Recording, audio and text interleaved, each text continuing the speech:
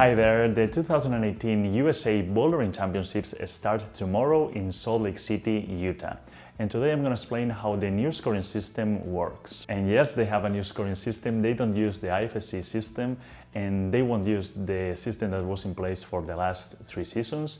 That system was way too complex, in my opinion. I've heard that it was a really fair system and really good at avoiding ties, but it was really hard to understand and to follow while the competition was taking place. And also, once the competition was over, it was hard to know where those numbers were coming from. The new system is much simpler and, in my opinion, much better. It is a point-based system in which each climber ends up with a single number to represent his or her score. Whoever has the largest amount of points is the winner. How do you get those points? Each problem has, as always, a starting position and a top, and up to 3 zone holes, usually 3 zone holes. They can have problems with 1 or 2 zone holes, but most of the time, unless the problem is really short, the problems will have 3 zone holes. If you get to the first zone hole, you get 5 points. To the second one, 10 points. To the third one, 15 points. And if you get to the top and match, if you climb the problem, you get 25 points. And to be clear, you do not accumulate the points. So if you top a problem, you don't get 5 plus 10 plus 15 plus 25. You just get 25. What happens with the falls and the attempts? For each extra attempt that you need to get to a given high point, you get minus 1/10 of a point. So if you flash a problem, you get 25 points. If you climb a problem on your second try, you get 25 minus 1 extra attempt, so 24.9 points. Or for instance, if you get to the third zone hold on your 5th try, you get 15 points minus 4 extra attempts. That is 14.6 points. And in problems that have less than 3 zone holes, you're gonna have either 10 and 15 points for the zone holes or just 15 points. You won't have a problem with just 1 zone hold that has a value of just 5 points. At the end of the round, you add up the points that every climber got on each of the problems, and you have a final score. And whoever has the largest score is the winner. By the way, the name of the system comes from the fact that on a final with 4 problems, which is the usual, if you flash every single problem, you get a perfect score of 100 points. And that's it. I think this system is actually easier to understand than to explain. I would love to know what you think of this system. I love discussing this kind of nerdy topics. So leave a comment with your opinion. And this is mine. I like the system. I'm not sure if I like it better than the IFSC system, but that's an unfair comparison because I'm really familiar with the IFSC system and not so much with this one.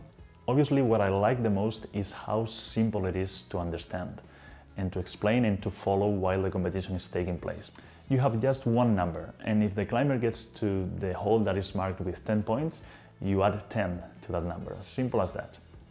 So even people who are not familiar with climbing will take a look at the final score and understand, okay, this guy has more points, so he climbed more, so he's the winner. Really simple compared to the IFSC system in which you have 4 values and, well, you may not be sure what they represent and which one is more valuable. I also like the flexibility that this system gives to the route setters. They can still set really short problems, like sometimes we see in the World Cups, basically a 2-move problem. And they can set, well, any other problem. For the rest of the problems, they can use 3 zone holes and reward the climbers even if they don't get all the way to the top. This is a system that incentivizes trying, because even if you don't top the problem, you can still get points and a significant amount of points, and that is added to the same final value.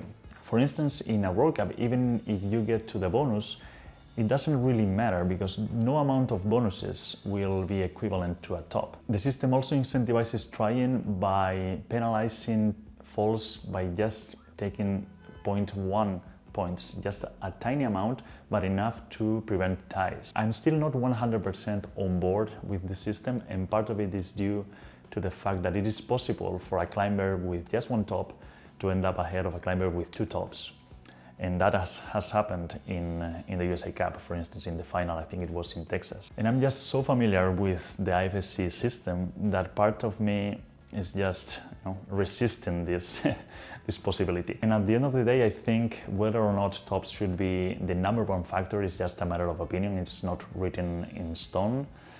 And we should wait and see what happens with the system, how it works, how often does it happen that a climber with less tops ends up ahead of a climber with more tops. If it happens a lot, I wouldn't like that. If it happens now and then, that may be okay, and we can always tweak the system and perhaps change the values a little bit to prevent that situation from happening too often. So far, my understanding is that the system is working really well, the feedback is good, people like it, and who knows, maybe this is the future, maybe even the IFSC should move towards a system that has just a big number at the end that is super easy to understand and super simple. And yeah, let me know in the comments. Do you agree with that? Do you think the IFSC system should move towards this kind of scoring system?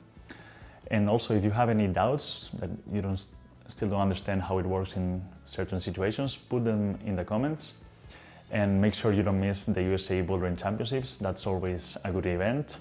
I will put the link to the live stream in the description. And that's it. Thank you so much for watching, and take care.